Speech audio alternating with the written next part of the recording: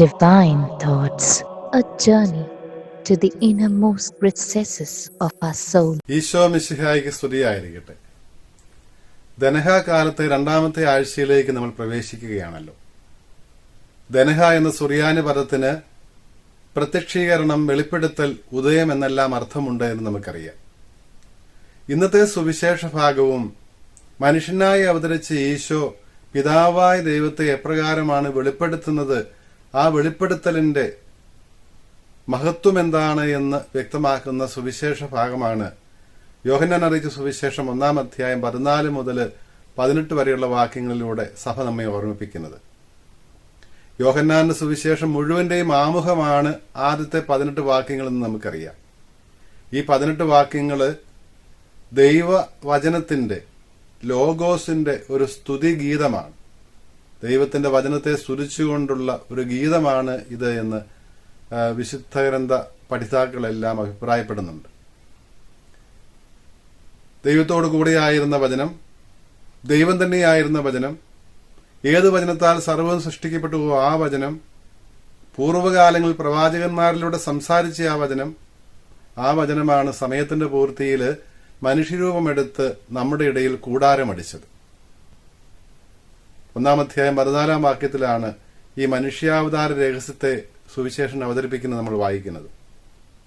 ഇതിനു മുൻപുണ്ടായിരുന്ന പരിഭാഷയിൽ വചനം മാംസമായി നമ്മുടെ ഇടയിൽ വസിച്ചു എന്നാണ് നമ്മൾ വായിച്ചിരുന്നത്. എന്നാൽ പുതിയ പരിഭാഷയിൽ വചനം മാംസമായി മനുഷ്യരൂപമെടുത്ത് നമ്മുടെ ഇടയിൽ കൂടാരമടിച്ചു എന്നുള്ള പ്രയോഗമാണ് ചേർത്തിരിക്കുന്നത്. മൂലഭാഷയോട് അല്പം കൂടി വിശ്വസ്തത പുലർത്തുന്നത് കൂടാരമടിച്ചു എന്നുള്ള പ്രയോഗമാണ്. കാരണം ഇസ്രായേൽ ജനത്തിന്റെ ജീവിതത്തില് കൂടാരത്തിന് വലിയ ദൈവശാസ്ത്രപരമായ പ്രാധാന്യമുണ്ടായിരുന്നു. മെസ്രൈനിലെ അടിമത്തത്തിൽ നിന്ന് വിമോചിതരായി കാനാൻ ദേശത്തേക്ക് യാത്ര ചെയ്യുമ്പോൾ ഇസ്രായേൽ ജനത്തെ നയിച്ചിരുന്നത്, അവർക്ക് മുൻപേ പോയിരുന്നത് വാഗ്ദാന പേടകമായിരുന്നു എന്ന് നമുക്കറിയാം. സംഖ്യയുടെ പുസ്തകം 10-ാം അധ്യായത്തിലെ ആദ്യത്തെ വായനയിൽ നമ്മൾ ഇന്നത് ശ്രവിക്കുന്നുമുണ്ടല്ലോ. അപ്പോൾ ഇസ്രായേൽ ജനത്തിന്റെ യാത്രയെ നിയന്ത്രിച്ചിരുന്നത് ദൈവസാന്നിധ്യത്തിന്റെ അടയാളമായിരുന്ന ഈ വാഗ്ദാന പേടകമായിരുന്നു. ഈ വാഗ്ദാന പേടകത്തിലുണ്ടായിരുന്നതാകട്ടെ യാത്രയ്ക്കിടയിൽ അത്ഭുതകരമായ ദൈവം സ്വർഗത്തിൽ നിന്ന് നൽകിയ മന്നായും, സിനാ ഉടമ്പടി മലയിൽ വെച്ച് ഇസ്രായേൽ ജനവുമായി ദൈവം ചെയ്ത ഉടമ്പടിയുടെ വ്യവസ്ഥകളായ 10 കൽപ്പനകളും, അവരെ നയിക്കുന്നതിന് വേണ്ടി ദൈവം അയച്ച മൂശയുടെയും അഹ്റോന്റെയും ഒക്കെ പ്രതീകമായിട്ടുണ്ടായിരുന്ന അഹ്റോന്റെ തളിർത്ത വടിയുമായിരുന്നു.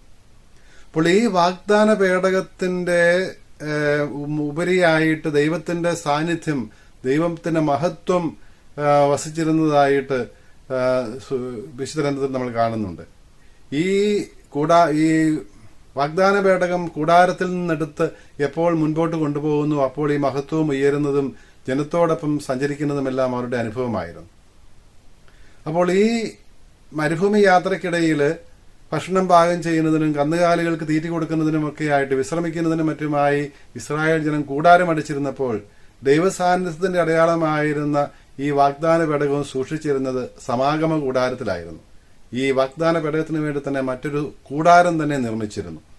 അപ്പോൾ ദൈവസാന്നിധ്യം പഴയ നിയമത്തിലെ ഇസ്രായേൽ ജനം അനുഭവിച്ചിരുന്നത് ഈ സമാഗമ കൂടാരത്തിലാണ്. കൂടാരമടിച്ച് ജനത്തിന്റെ കൂടെ വസിക്കുന്ന ദൈവത്തിന്റെ സാന്നിധ്യമായിട്ടാണ് വാഗ്ദാന പേടകത്തിലെ സാന്നിധ്യത്തെ, ദൈവസാന്നിധ്യത്തിലെ ഇസ്രായേൽ മനസ്സിലാക്കിയിരുന്നത്. ആ പശ്ചാത്തലത്തിലാണ് യോഹന്നാൻ ശ്ലീഹ ദൈവം മനുഷ്യനായി നമ്മുടെ ഇടയിൽ കൂടാരമടിച്ചു എന്നുള്ള പ്രയോഗം തന്നെ ഉപയോഗിക്കുന്നത്. പ്രകാരം നമ്മുടെ ഇടയിൽ വന്നു വസിച്ച, നമ്മോട് കൂടെ ആയിരിക്കുന്ന അമ്മനുവേൽ, ദൈവം നമ്മോട് കൂടെ, അതാണല്ലോ മനുഷ്യാവതാരത്തിന്റെ അർത്ഥം. ഈ നമ്മോട് കൂടെയായിരിക്കുന്ന ദൈവത്തിന്റെ, മനുഷ്യനായി അവതരിച്ച ദൈവത്തിലെ ദൈവപുത്രനെ നമ്മൾ എന്താണ് ദർശിച്ചത് എന്ന് യോഹന്നാൻ പറയുന്നുണ്ട്. നമ്മൾ ദൈവത്തിന്റെ ഏകജാതന്റെ മഹത്വം കണ്ടു. ദൈവിക മഹത്വം കാണുന്നതിന്, മനുഷ്യനെ പ്രാപ്തരാക്കുന്നതിന് വേണ്ടിയിട്ടായിരുന്നു ദൈവം മനുഷ്യനായി അവതരിച്ചത്. സഭാപിതാവായ അത്നേഷ്യസ് പറയുന്നുണ്ടല്ലോ, നമ്മെ ദൈവമക്കളാക്കുവാൻ വേണ്ടിയിട്ടാണ് ദൈവപുത്രൻ മനുഷ്യനായത് എന്ന്. പൗലോസ്യ സഭാപിതാവായ അപ്രയം പറയും, നമുക്ക് ആദി മാതാപിതാക്കന്മാരുടെ അനുസരണക്കേട് മൂലം നഷ്ടമായ ആ ദൈവിക മഹത്വം, ആ ഒരു ഉൾക്കാഴ്ച, ആ ദൈവപുത്രത്വം, അത് വീണ്ടും നൽകുന്നതിന് വേണ്ടിയാണ് അവിടുന്ന് മനുഷ്യനായത്. അപ്പോൾ ആദ്യ മനുഷ്യനുണ്ടായിരുന്ന ദൈവവുമായി ഉണ്ടായിരുന്ന ആ ബന്ധം അത് വീണ്ടും നൽകുകയാണ് ചെയ്യുന്നത്, ദൈവത്തിന്റെ മഹത്വം ദർശിക്കുന്നതിനുള്ള ഭാഗ്യം. അപ്പോൾ ആ അപ്രകാരം ദൈവത്തെ നേരിട്ട് കാണുന്നതിന് അവിടുന്ന് മനുഷ്യരൂപമെടുത്ത് നമ്മുടെ ഇടയിൽ വരികയാണ്. അപ്രയം പിതാവ് പറയും, ദൈവം മനുഷ്യരൂപം എടുത്തത് ദൈവത്തിന്റെ മഹത്വം താങ്ങുന്നതിനുള്ള ശേഷി മനുഷ്യർക്കില്ലാത്തത് കൊണ്ടാണ്. സൂര്യനെ നോക്കുവാൻ നമുക്ക് സാധ്യമല്ലല്ലോ. നേരിട്ട് ഉദിച്ചു വരുന്ന സൂര്യനെ നോക്കിയാൽ കണ്ണ് പോകും നമുക്കറിയാം. അതുപോലെ തന്നെ ദൈവത്തിന്റെ മഹത്വം യഥാർത്ഥത്തിൽ നേരിട്ട് നമ്മൾ കണ്ടാൽ നമ്മൾ അന്ധരായിത്തീരും. അതുകൊണ്ടാണ് ദൈവത്തിന്റെ മഹത്വം ഈ ശരീരത്തിൽ മനുഷ്യ ശരീരം സ്വീകരിച്ചുകൊണ്ട് ദൈവം മറച്ചു വെച്ചത് എന്നാണ് അപ്രയം പിതാവ് പറയുന്നത്. ഈ മനുഷ്യനായി അവതരിച്ച ഈശോയിൽ ദൈവത്തിന്റെ മഹത്വം ദർശിക്കുവാനുള്ള ശക്തിയാണ് അവിടെ നമുക്ക് നൽകിയത്. കൃപയും സത്യവും നിറഞ്ഞതായിട്ട് ദൈവത്തിന്റെ മഹത്വം മനുഷ്യനായി അവതരിച്ച ഈ നസ്രായൻ ഈശോയിൽ നമുക്ക് കാണുവാൻ സാധിച്ചു. ദൈവത്തിന്റെ കൃപയും സത്യവും നിറഞ്ഞതായ മഹത്വം ഈശോ പ്രവർത്തിച്ച ഓരോ അടയാളത്തിലൂടെയും അത്ഭുതത്തിലൂടെയും അവിടുത്തെ മഹത്വം വെളിപ്പെടുത്തുകയാണ് ചെയ്തത് എന്നും യോഹന്നാൻ സുവിശേഷത്തിലുടനീളം പ്രസ്താവിക്കുന്നുണ്ടല്ലോ. ഉദാഹരണത്തിന് കാനായിലെ അത്ഭുതം കഴിയുമ്പോൾ 2-ാം അധ്യായം 11-ാം വാക്യത്തിൽ പറയും, ഈശോ തന്റെ ദൈവിക മഹത്വം വെളിപ്പെടുത്തുന്നതിന് പ്രവർത്തിച്ച അടയാളങ്ങളുടെ ആരംഭമായിരുന്നു കാനായിലെ ഈ അത്ഭുതമെന്ന്.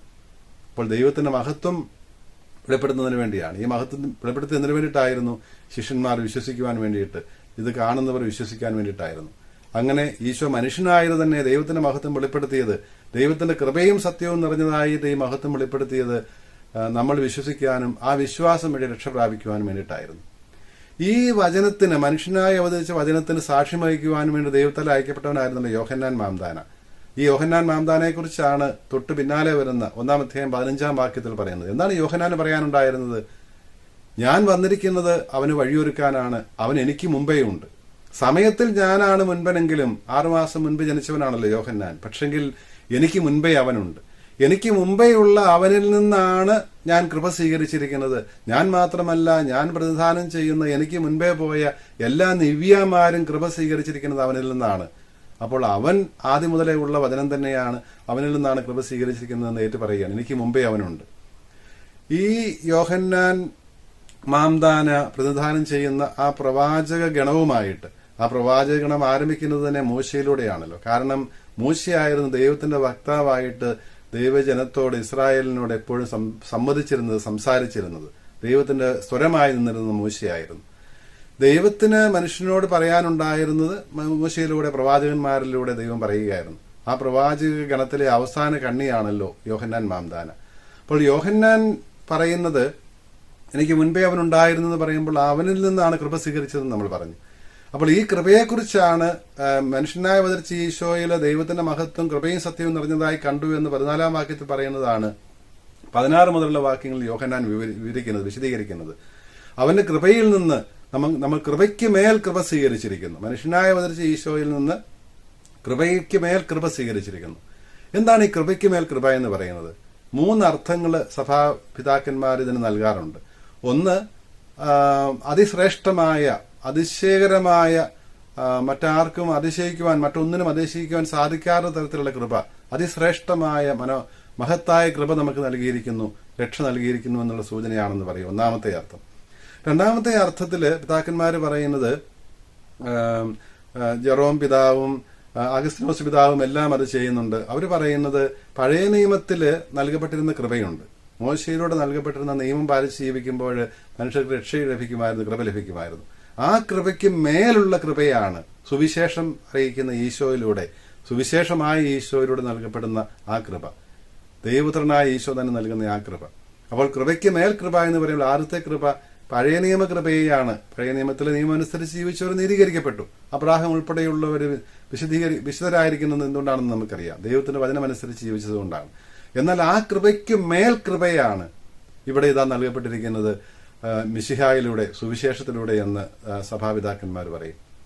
3-ാമത്തെ അർത്ഥം നമുക്ക് വ്യാഖ്യാനിച്ച് നൽകുന്നത് ആഗസ്തിനോസ് നൽകുന്നുണ്ട്. അതുപോലെ തന്നെ ഒറിജൻ എന്ന ദൈവശാസ്ത്രജ്ഞനും ആദിമസഭയിലെ അതിപ്രശസ്തനായ ദൈവശാസ്ത്രജ്ഞനായിരുന്ന ഒറിജൻ, അദ്ദേഹവും പറയുന്നത് ആദ്യത്തെ കൃപയ്ക്ക് മേൽ കൃപ എന്ന് പറയുന്നതിൽ ആദ്യത്തെ കൃപ വിശ്വാസം എന്ന ദൈവം നൽകുന്ന കൃപയാണ്. വിശ്വാസവും ദൈവത്തിന്റെ ദാനമാണ്, കൃപയാണെന്ന് നമുക്കറിയാം. അപ്പോൾ ഈ കൃപയ്ക്ക് മേൽ എന്തിനാണ് ഈ വിശ്വാസം എന്ന കൃപ നൽകുന്നത്? നിത്യജീവനാകുന്ന കൃപ നൽകുവാൻ വേണ്ടിയിട്ടാണ്. അപ്പോൾ കൃപയ്ക്ക് മേൽ കൃപ എന്ന് പറയുമ്പോൾ ആഗസ്തീനോസ് പിതാവ് പറയും ആദ്യത്തെ കൃപ വിശ്വാസം എന്ന കൃപയാണ്, വിശ്വാസം എന്ന ദാനമാണ്. ഇതിന്റെ ഫലം എന്താണ്? നിത്യജീവനാകുന്ന കൃപയാണ്. അപ്പോൾ ആ കൃപയ്ക്ക് മേൽ കൃപ എന്ന് പറയുമ്പോൾ വിശ്വാസമാകുന്ന കൃപയ്ക്ക് മേൽ നിത്യജീവനാകുന്ന കൃപ അവിടുന്ന് നമുക്ക് നൽകുന്നു. അതാണ് രണ്ടാമത്തെ കൃപ എന്ന് ആഗസ്തിനോസ് പിതാവും പറയുന്നുണ്ട്. മെപ്സോസ്ത്യായ തേഡോറും പറയും. ആദ്യത്തെ നമ്മൾ പറഞ്ഞ രണ്ടാമത്തെ വ്യാഖ്യാനമാണ് തേഡോറിൻ്റെത്. നിയമത്തിന്റെ കൃപയാണ് ആദ്യത്തേതെങ്കിൽ മിശിഹായുടെ സുവിശേഷത്തിന്റെ ദൈവികമായ കൃപയാണ് അതിന് പകരം, പഴയ നിയമത്തിന് പകരം പുതിയ നിയമം വന്നു, അല്ലെങ്കിൽ അതിന് പൂർത്തീകരണമായി വന്ന പുതിയ നിയമമാണ്, ഈശോയുടെ സുവിശേഷമാണ് നമുക്ക് രക്ഷയ്ക്ക് അല്ലെങ്കിൽ ഈശോയോട് ലഭിച്ച വലുതായ കൃപ അതാണ് എന്ന് പറയും. അപ്പോൾ മൂശയും പ്രവാചകന്മാരും അടങ്ങുന്ന ആ ഗണവും ഈശോയും തമ്മിലുള്ള ഒരു താരതമ്യമാണ് നമ്മളവിടെ കാണുക. എപ്രകാരമാണ് ഈശോ മൂശയേക്കാൾ ശ്രേഷ്ഠനായിരിക്കുന്നത്? പുതിയ നിയമത്തിൽ നിന്നുള്ള ആദ്യത്തെ വായനയും അത് തന്നെയാണല്ലോ സൂചിപ്പിക്കുന്നത്.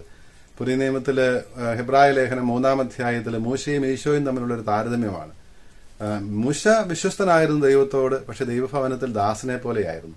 ഈശോയോ ദൈവഭവനത്തിൽ മൂശയെ പോലെ തന്നെ അതിലും വിശ്വസ്തനായിരുന്നു ദൈവത്തോട്. ഈശോ ദൈവഭവനത്തിൽ പുത്രനെ പോലെയാണ്. കാരണം സർവ്വതും സൃഷ്ടിക്കപ്പെട്ടത്, ഈ ഭവനം തന്നെ സൃഷ്ടിക്കപ്പെട്ടിരിക്കുന്നത് വചനമാകുന്ന ഈശോയിലൂടെയാണ്. അതുകൊണ്ട് പുത്രന്റെ സ്ഥാനമാണ് മിശിഹായ്ക്കുള്ളത്. അതാണ് മൂശയേക്കാൾ ഈശോ ശ്രേഷ്ഠനായിരിക്കുന്നത് എന്ന് യോഹന്നാൻ സുവിശേഷകൻ വ്യക്തമാക്കുകയാണ്.